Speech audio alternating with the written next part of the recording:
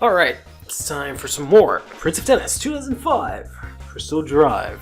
So we're in the second round of the Open Cup Mixed Match Tournament here. It should technically be the quarterfinals, I should say. So we switched up a little bit here. We're using Akazawa here with Yuta here instead of Fuji. We're here against these guys. Alright, fair enough. Feel like I don't remember who Akazawa was teamed with on the episode that he was in the anime. I think it was Yuta, but no, because Yuta faced off against Ryomo, so that wouldn't make a lot of sense. It was some other random guy. I'll have to check at some other point.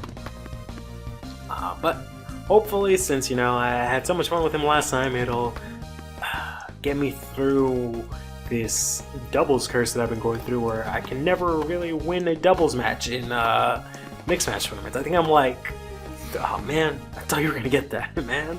I'm like 33% here. Maybe even less, I don't know, I'll have to like check. Oh, come on, not this again. No more let's. There we go. I don't know. I was talking last time highly about his whole slidey mechanic. It's a very weird, kind of does it on its own. Like whenever I go up to hit, he kind of just swoops in forward, which is kind of weird. I also realized the guy who's directly in front of me, towards the net, he has crazy high stats. I feel like I've talked about this before, get wrecked. But he has maxed out grip, power, and speed. There are other stats in the game, but those are the only ones I can see without selecting the character in the bottom screen. That alone is pretty good, which is just bananas. While the other guy has pretty mediocre stats of those. They're all down the line in the middle, which is pretty interesting. Whereas, Akazawa, who I'm using, is one bar away from being maxed out in all three of those same stats, which is not half bad. I can see if I can look at his other stats. So he has really good ball speed, which is great. He has horrible quick. Alright, so that's why he can't move, side to side, like I was saying. But he can pull up really quickly to the net, which is, I guess, part of his speed. Because there's speed and there's ball speed, so he can move really quickly, but he can't, like, he's fast but not agile. It's very weird. Like, he's not nimble, but he can, have high velocity. I don't know what C power is. I used to think that was control power, but I don't think that's what it is. Then there's also his taunt is whatever. That's how much you get whenever you taunt. Praise is, how much you get when you praise yourself. Recover is garbage, which is, I think, also part of why when he goes to the side, he sucks. Because if you ever see when they kind of... God, I hate so much the fact that, there's like a train nearby and it just constantly has to show up in my videos blasting its dumb-ass, garbage-ass horn. So annoying. Anyways, because it passes like 100 times at night. I don't know what it is. Like 1,000,000 times at night it has to pass. Oh wow. There's no advantage, it's just straight up.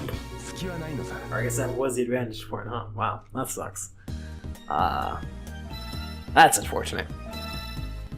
What I was trying to say, aside from complaining about the train, what I was complaining about the train is that it you barely hear it during the day. It's not even because the cars are loud or whatever, because the cars are still loud at night, right? It never passes as much during the day, which is really annoying. But in any case, whenever characters do that, when they lunge for the ball and they try to like reach for it, but they end up falling down, I think that's what the recovery stat is for. But I think it also somewhat plays a factor in your quick. I'm not entirely sure. It's using I'm using Fuji here, who is a very weird character. He was probably the character I liked the most right off the bat from the series, but then afterwards I just did not care. And that's kind of, I feel like the series' fault, because they kind of introduced him and he's kind of like this cool character, and he's kind of the somewhat like the number 2 on the team, you know, so that was pretty cool. Tezuka was like number 1, but Tezuka was like, you know, dead because of his arm injury and whatever, so Fuji was like, you know, the top guy. But then Ryoma came in and, you know, just shit all over that. So Fuji went down till at most the 3rd guy, but then like also they want to make everyone else look really good, so it was just a mess. He just basically got lost in the shuffle. But oof, that was interesting. It's like a top spin.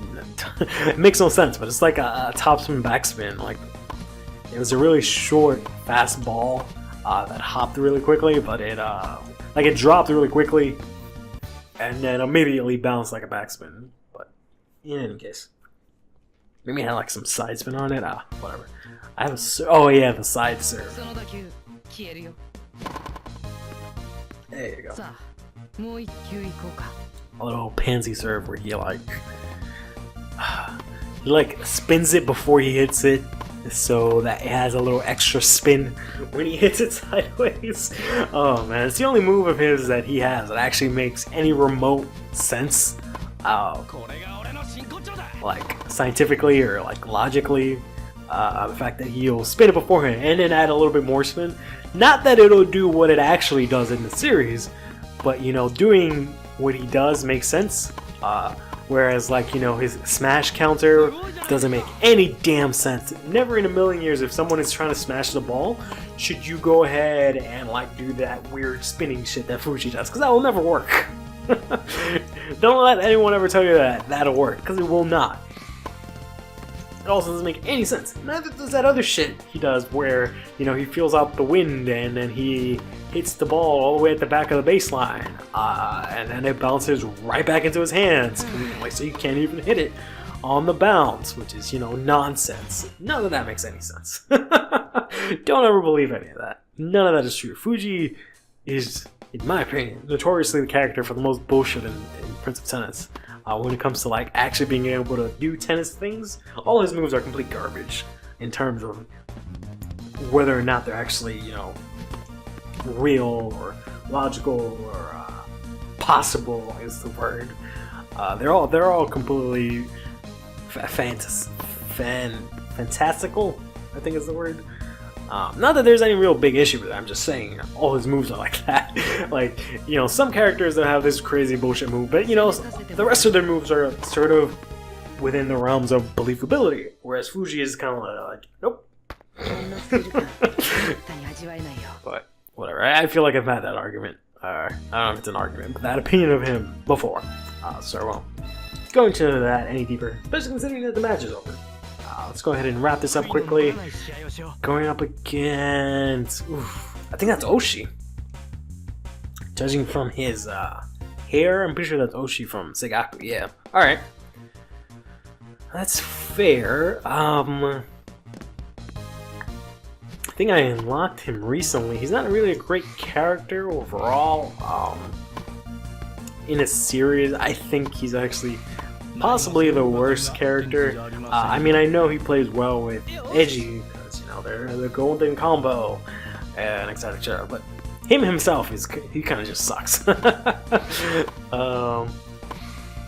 only thing I really liked about him in the beginning was he has this move called the Moon Volley, where he just does a lob, basically. And I really sympathized with that, because, you know, I really sucked. But my first like actual like move, like the first thing I realized that I can do in tennis was, you know, the lob, and I was like, oh, if I do this, the ball goes up. And, you know, I'm not very tall, so being able to lob the ball over people that are trying to play, you know, net against me is really good. So that was like, whoa, and then I saw it in the anime, and I was like, whoa. And then he did this thing where he would scrape the ground before he does it, before he does the lob. So he would kind of like drag his racket on the ground and then do the lob. And then on like the third try, he would do that, but then it was just a normal hit. So basically, he conditioned the opponent to think that every time he does that, it was a lob, but then it wasn't, which is really cool.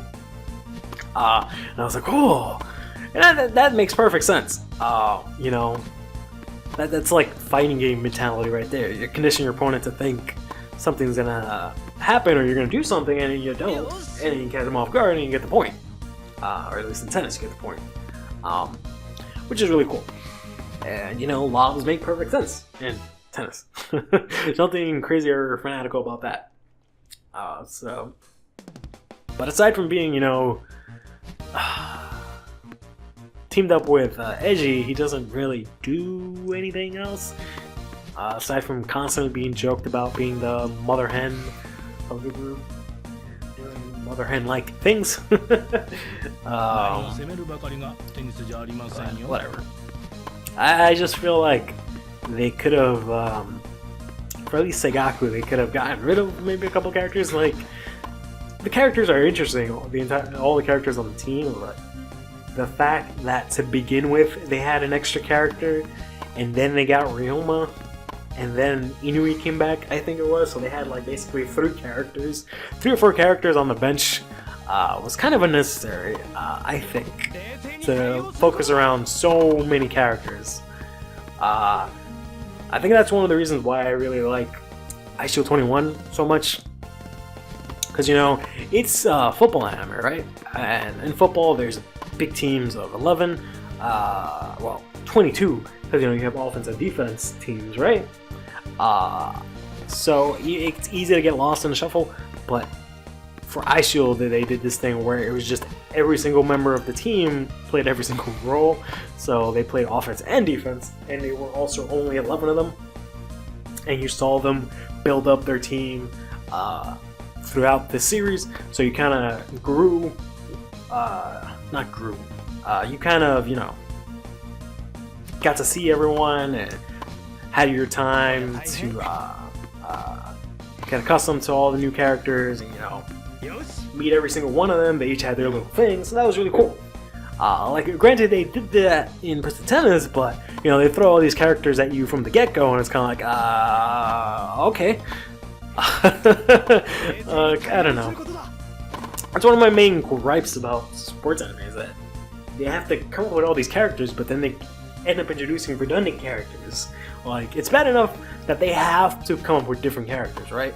Like, if you make a basketball anime, every single team has to have at least 5 players. Whether or not only one of them matters, you still have to draw and come up with 5 different other team members, or 5 team members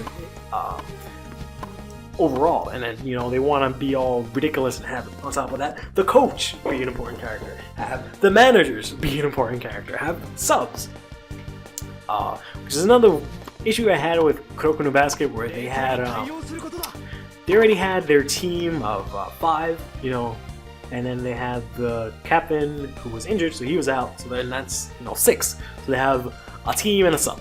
And then they got 4 new guys, so they got Kuroko, the fucking other guy with the red hair, I forgot his name, and then like 2 or 3 other scrubs who do not do anything in the entire series, except maybe sometimes they'll play, and, you know, and just so the other guys can rest and then just get trashed. Like, they're just there to make everyone else look good, which is just ridiculous. Like, why even come up with these characters if that's all they're there for? Like, just I don't know. They had a similar thing in Slam Dunk to Aisho 21, where they had the exact team that you played with.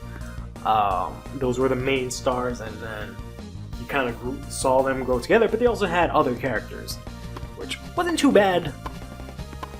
But you had, you know, your main squad, which was nice. And then, I don't know, maybe that's why I really like Baby Steps, because you didn't really have any of the team stuff, so you're just focused on characters one-on-one. It was more like, you know, Hajime no Ippo, where you can, you can focus on, you know, 2 characters that are going to have a match, and then you can, you know, build up the characters in between before you know, with their training and everything they've been to and their introductions and all that stuff. And then they have the actual match, which is pretty cool. So it's nice that, you know, I could have that same formula but in tennis. Alright, guy. Enough. Jeez. This is like Deuce 11 over here. Gotta see if I can. This is really hard because I don't really have any like good specials aside from that one. I only know that one. I think he has another one that he can use, but he doesn't really have like anything impressive. Owie, oh my god. This moon volley. Alright, fine. I'm just gonna have to start taunting now until I can get my super meter up. Whoops, wrong button. Gosh darn balls. Alright, well, I think that it's 1-0, so if I lose this game, it won't be the end of the world.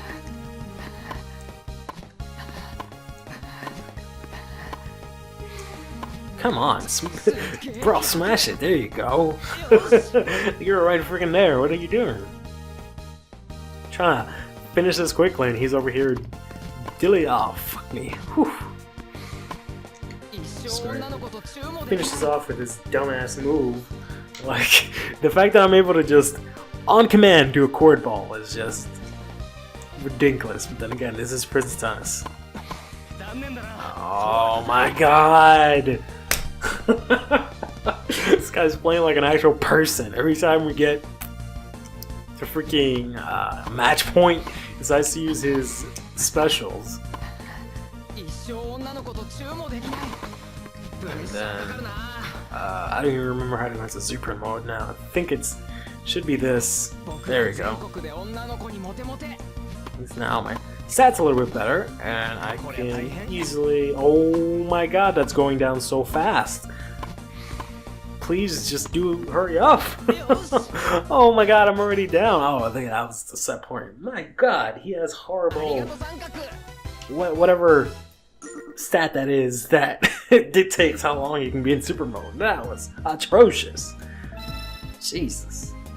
Anyways, stay fresh.